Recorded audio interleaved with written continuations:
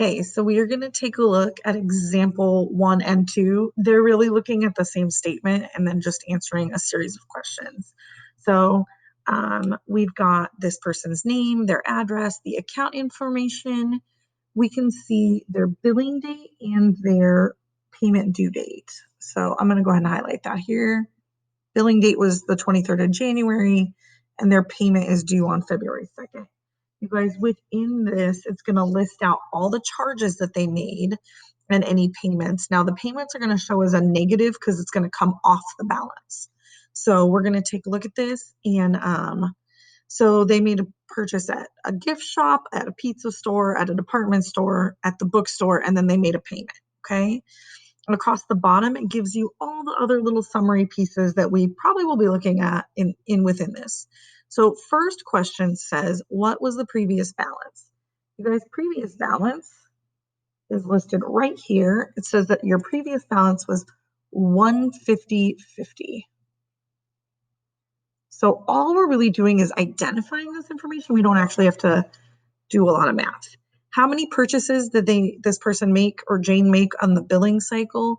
Well, if I'm looking at purchases here, you guys, she made a purchase to the gift shop, the pizza place, the department store, and the bookstore. Everything else that's there, or the only other thing that's there is that payment. So we just want to make sure that we don't include the payment. How many purchases did she make? She made 4 purchases. How much was the payment she made? You guys, that's found 2 places. You can either find that here in this transaction list, or you can find it right next to the previous balance, payments, credits. Either way, the amount that she paid was $75. Okay.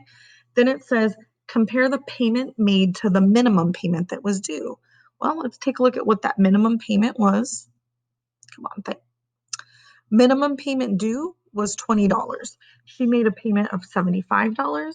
You have to at least make the minimum payment. You should never pay less than the minimum payment. That's not a good thing.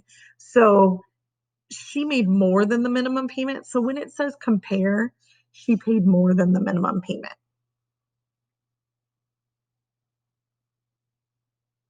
I'm going to squish this in over the little picture.